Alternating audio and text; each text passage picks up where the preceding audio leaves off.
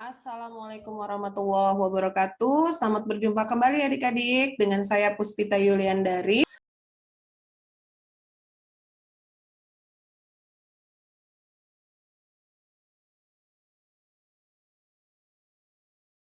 Kita diminta untuk menentukan kesalahan baku regresi pendugaan A dan pendugaan B dari soal sebelumnya, yaitu dari data hasil pengamatan pemupukan dan hasil panen jagung untuk 5 kali percobaan.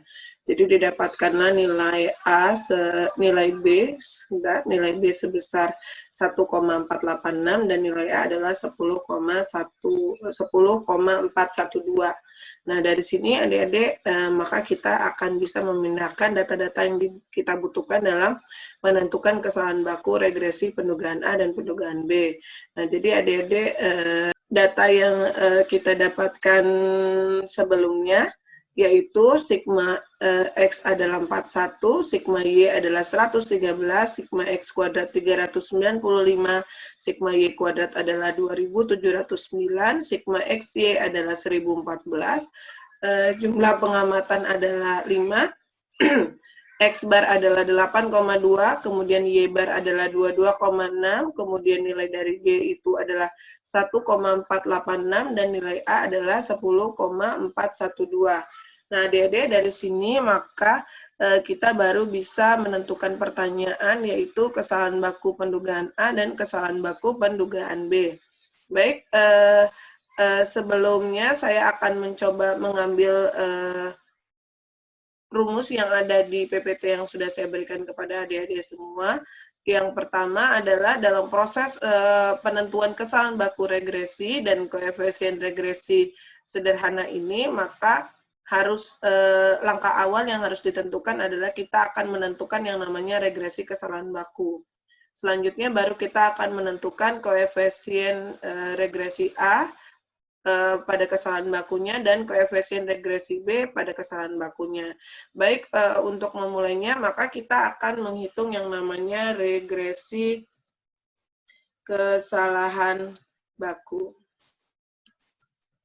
atau kita kenal dengan SE. Nah, regresi kesalahan baku SE ini adalah nilai dari akar sigma Y kuadrat min A kali sigma Y min B sigma XY dibagi dengan N min 2. Jadi kita akan masukkan seperti pada perhitungan sebelumnya bahwa kita akan mencoba membagi dua terlebih dahulu dalam perhitungan dengan pembilang dan penyebut. Jadi kita akan menghitung nilai pembilangnya terlebih dahulu.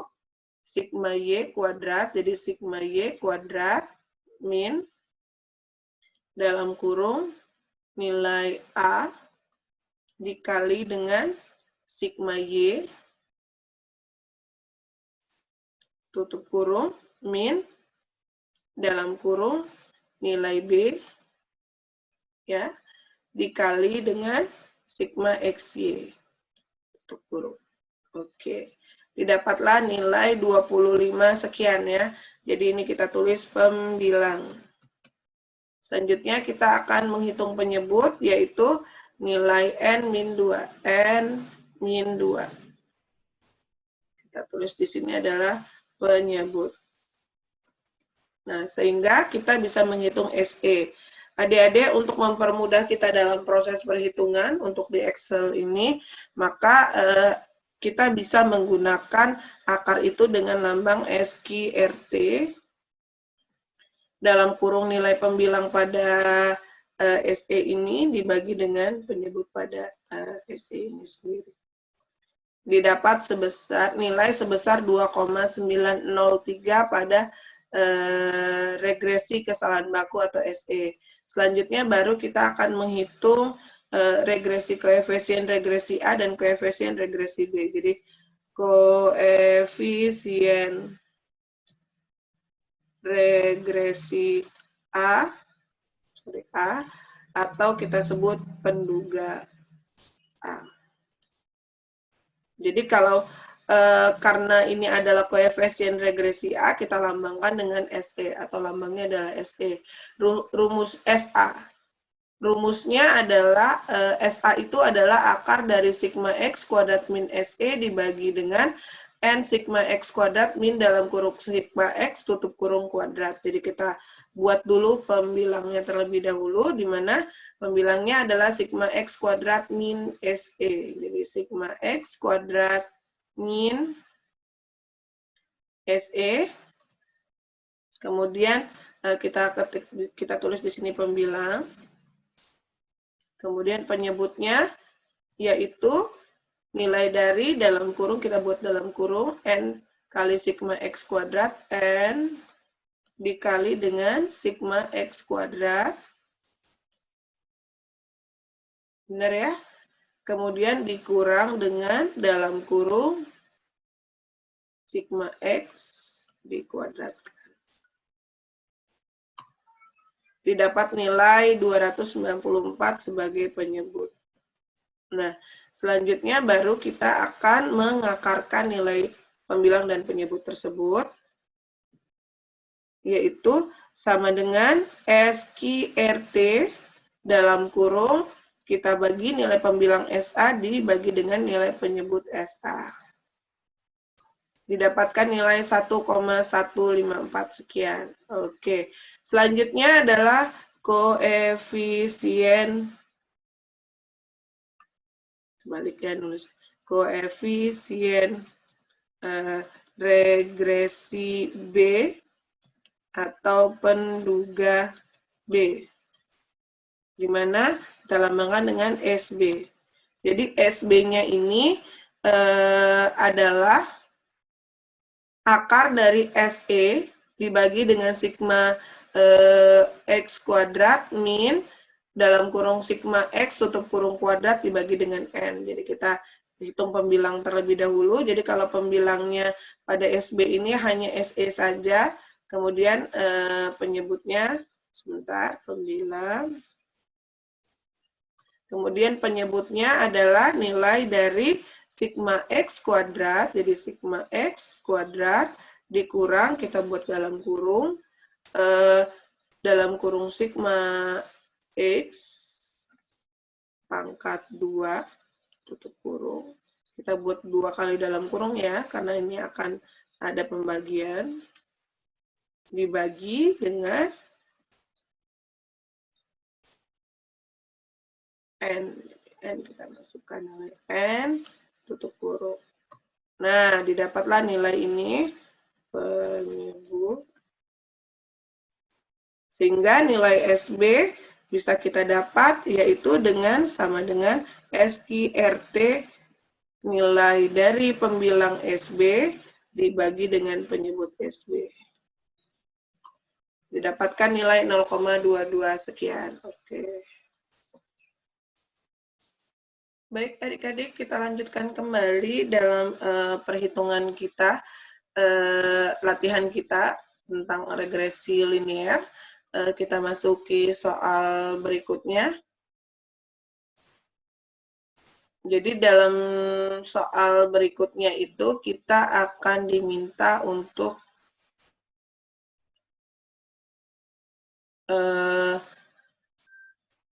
melakukan pendugaan interval dari parameter A dan B dengan alfa 5% atau tingkat keyakinannya 95%, dan nanti kita diminta untuk membuatkan atau menjelaskan artinya. Jadi nanti saya akan ajarkan adik-adik membuat bagaimana cara membuat kesimpulan untuk setiap ini dalam setiap penjelasannya. Akan tetapi nanti silakan kalau ketika kalian dalam mengerjakan, kalian persepsikan sendiri apa yang sudah kalian dapatkan. Jadi artinya tidak harus copy paste dari apa yang saya sampaikan. Silakan nanti gunakan bahasa kalian sendiri. Jadi dalam pendugaan parameter interval parameter A dan B ini dengan alfa 5% ini, maka kita akan masuk ke dalam rumus yang terkait dengan pendugaan interval. Nah, dalam proses pendugaan interval adik-adik jangan lupa bahwa kita akan menggunakan distribusi T atau untuk mencari alfanya dengan derajat bebasnya adalah N-2. Dan karena ini adalah pendugaan interval, maka dipastikan nilai alfanya itu terbagi menjadi 2. Jadi alfanya dibagi 2 karena akan berada di sisi kanan dan di sisi kiri. Nah ya, adik-adik kalau begitu kita akan masuk ke dalam perhitungannya. Jadi dalam perhitungan ini adik-adik yang perlu kita perhatikan adalah ini tadi sudah saya kerjakan, saya delete dulu saja ya.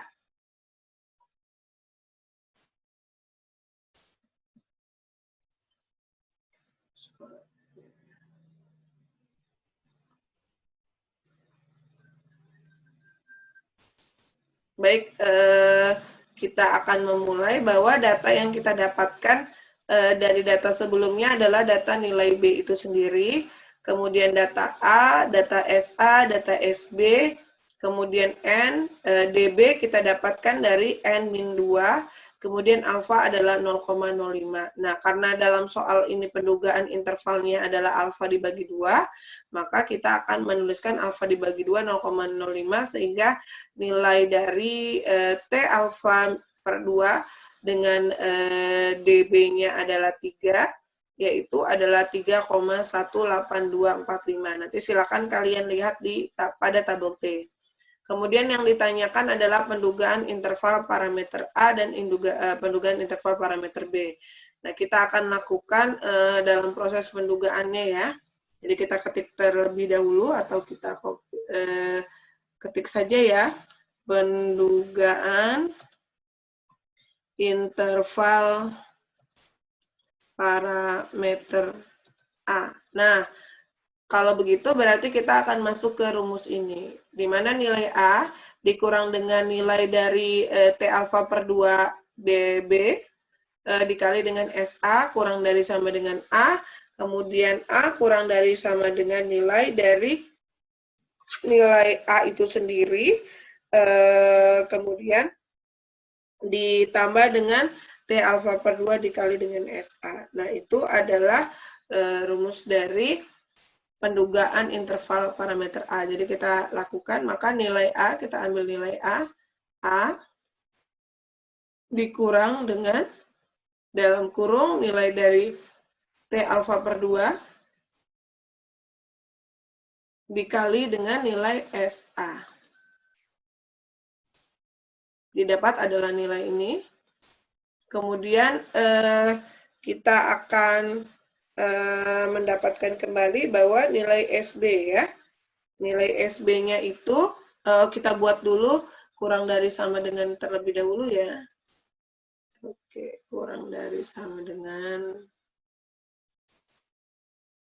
kita buat 2 saja biar nanti enak kita mengerjakannya. Jadi A kurang dari sama dengan 6,73634 kurang dari sama dengan A, dan A kurang dari sama dengan, kita hitung kembali bahwa nilai A ditambah dengan nilai dalam kurung T alfa per 2 dikali dengan SA.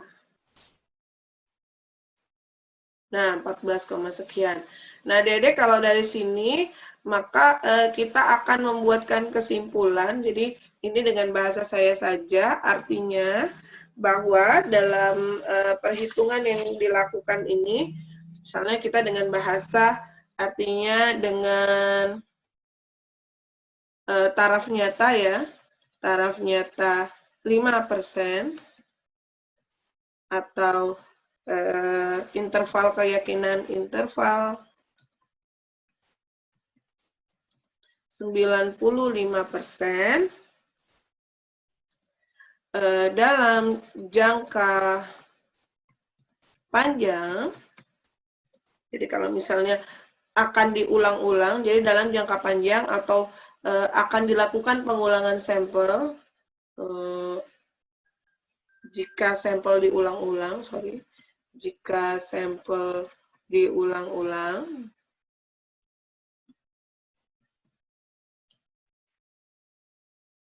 misalnya adalah 100 sampel, maka kita akan mengatakan 95 dari 100 sampel yang dilakukan pada interval 6,73634 sampai dengan 14,0868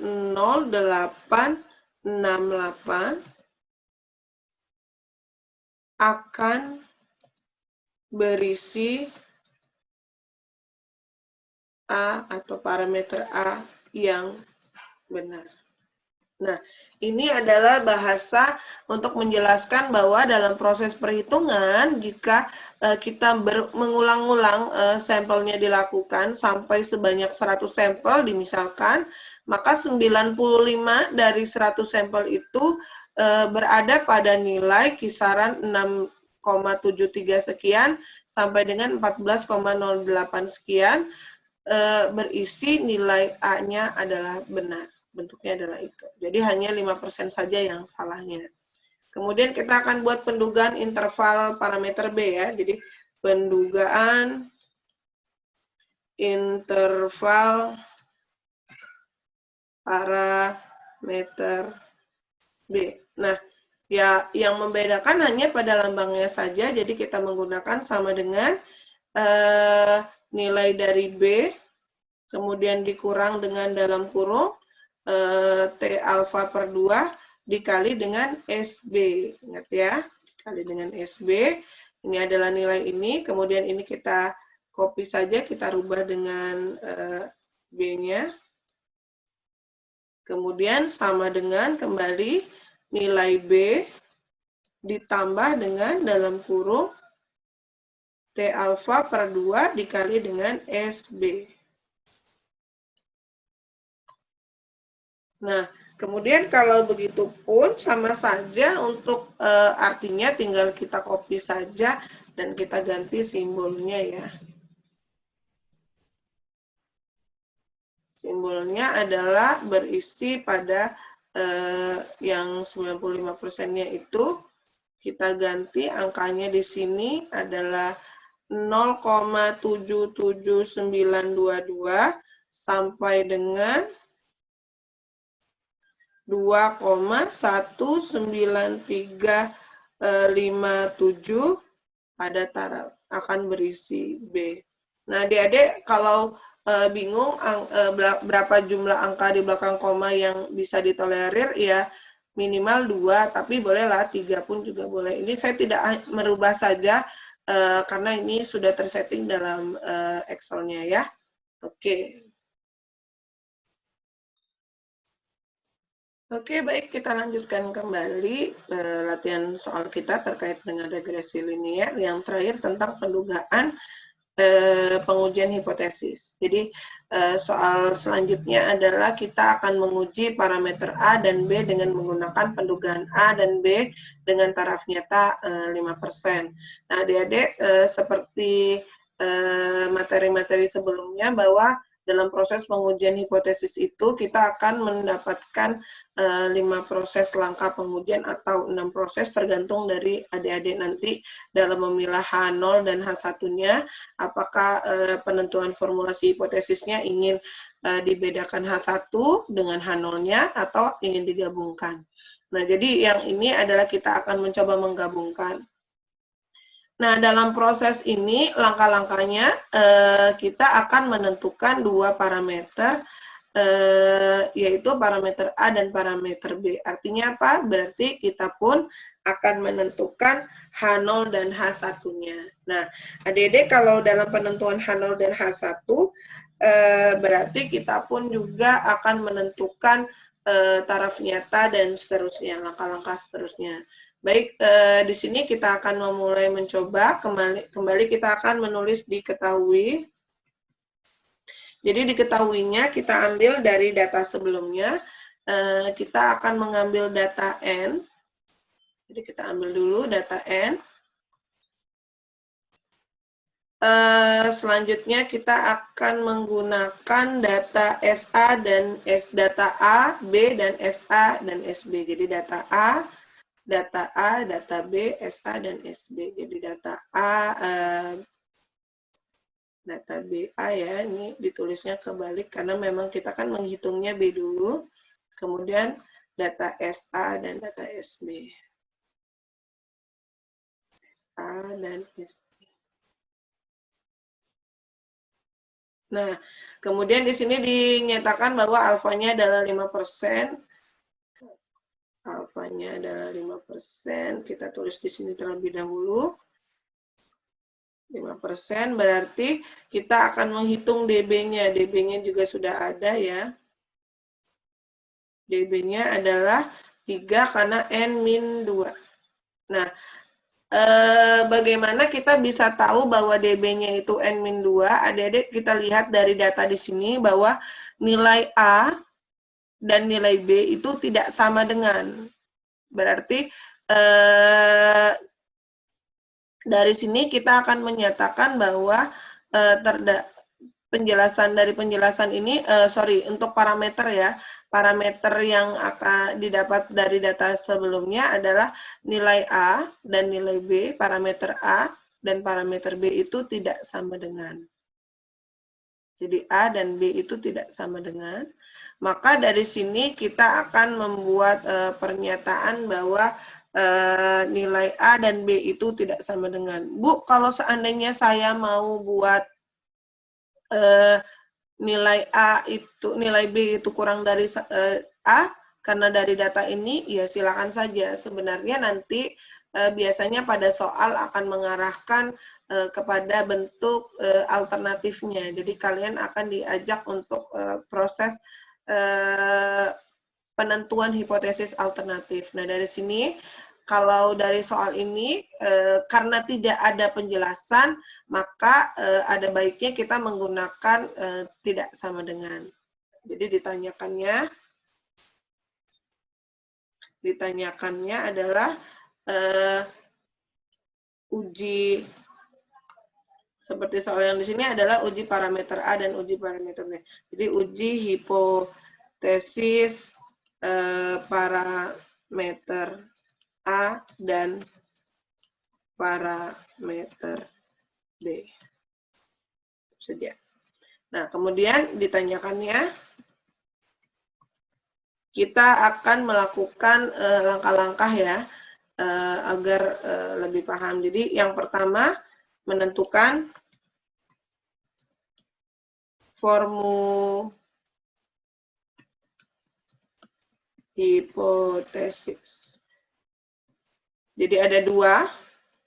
Yang pertama adalah pernyataan yang A ya, di mana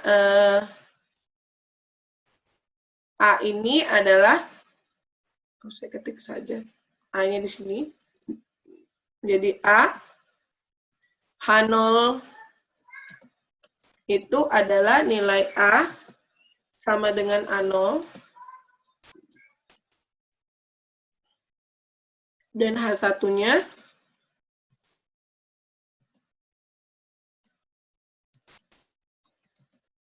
A itu tidak sama dengan H0.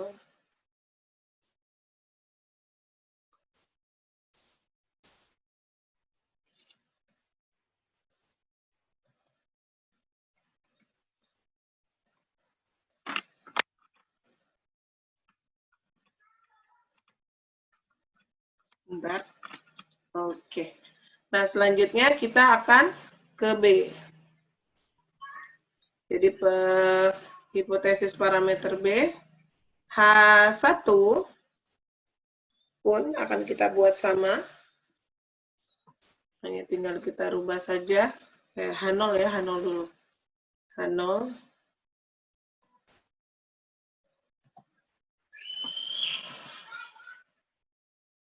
B sama dengan B0. Kemudian berarti H1 tinggal kita ubah saja nilai B-nya dengan B0. Nah, ini langkah pertama. Langkah kedua adalah menentukan taraf nyata. Jadi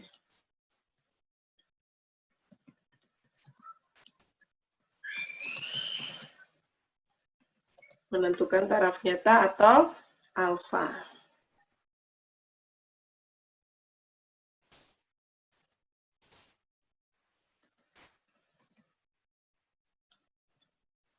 Kalau sudah seperti itu, berarti kita tahu alfanya adalah 0,05. Jangan lupa adik-adik bahwa dalam proses ini, karena tidak sama dengan, berarti alfanya dibagi 2, ya. Jadi kita buat saja. Sudah ada ya data sebelumnya, alfa dibagi 2, yaitu. Oke, berarti nilai dari T-nya pun sama saja. Kita tarik saja. Nah, berarti nilainya adalah 3,18 sekian ya. Karena dia berada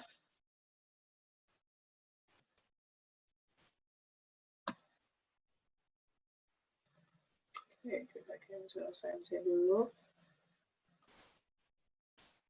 Nah, karena dia berada pada di antara, kita akan melihat dia masuk kepada di antara dua daerah penolakan. Jadi kriteria yang ketiga adalah kita akan menentukan kriteria pengujiannya. Jadi kriteria pengujiannya ada 2 ya, karena di sini ada A dan B. Sebenarnya tinggal kita buat saja sama pernyataan bahwa karena bentuknya adalah sama, berarti kriteria pengujian untuk tidak sama dengan ini berarti adalah H0 diterima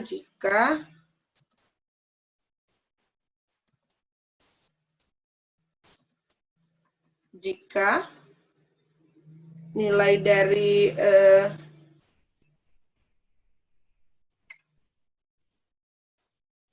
min ya, ingat min dari T alfa per 2 itu 3,182. Saya tulis 3 angka di belakang koma saja. Kurang dari sama dengan, saya buat 2 kali ya.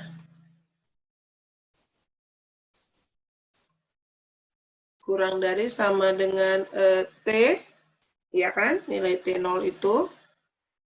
Kemudian kurang dari sama dengan 3,182.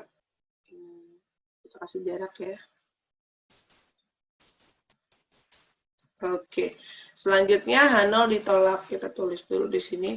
H0 ditolak jika nilai dari T0 itu kurang dari minus 3, ya, tadi saya lupa menuliskan 3,0 sekian, atau T0 lebih besar dari 3,0182. Saya tambahkan komanya ya. Nah, kalau sudah seperti itu, maka yang keempat kita akan melakukan pengujian statistik. Pengujian statistik. Nah, pengujian statistik karena ada 2 parameter, berarti 2 parameter pula yang akan kita lakukan. Parameter A, kita masukkan rumusnya saja ya, dengan menuliskan T0, sebentar, sorry, salah.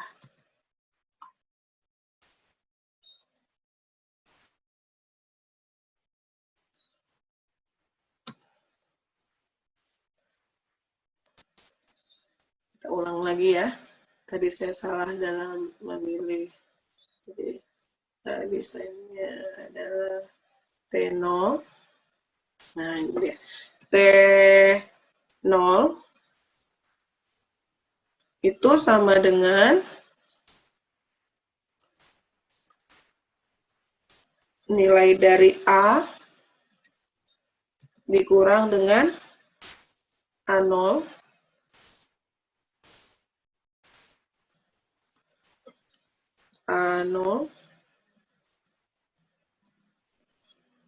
dibagi dengan nilai SA Kemudian bagaimana yang B? Ya, yang B nanti sama saja, tinggal kita rubah A dan B-nya. Nah, berarti nilai seperti yang biasa sudah saya ajarkan, kita buat pembilang dan penyebut saja, atau kalau ini bisa langsung juga enak, bisa ya. Jadi adik-adik, karena dalam infonya tidak diberitahukan, diketahui parameter A sebelumnya berapa, maka kita anggap bahwa A0 ini adalah 0. Jadi T0 itu adalah nilai dari A dikurang dengan 0. Karena kita anggap bahwa T0-nya adalah 0. Kemudian dibagi dengan SA, ya kan? Di sini dibaginya dengan SA, berarti kita bagi dengan SA. Didapatkan nilai 9, sekian. Nah, selanjutnya adalah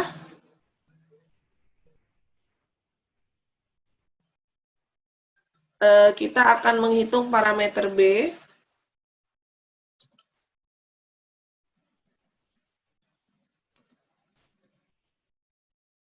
Jadi ini tinggal kita rubah saja. Kita rubah nilainya adalah di sini B, kemudian di sini B0, dan di sini SB. Berarti T0-nya adalah sama, karena kita tidak mengetahui parameter B sebelumnya, maka tidak bisa kita jadikan dasar perhitungan, dan B0 ini kita anggap adalah 0. Jadi nilai B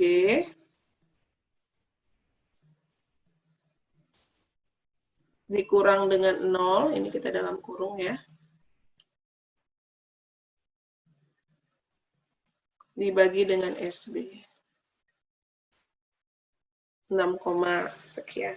Nah, jadi dari sini kita akan memiliki dua kesimpulan. 5 itu adalah kesimpulan. Kita lihat bahwa nilai dari T0 parameter A, kita buat dulu. Yang pertama adalah parameter A. Kesimpulannya adalah karena T0 itu berada nilainya jauh lebih besar dari T alfa per 2, maka dianggap bahwa nilai H0-nya ditolak, ya, karena dia berada nilainya lebih besar. Jadi saya copy saja dulu untuk memperbaikinya. Jadi H0 ditolak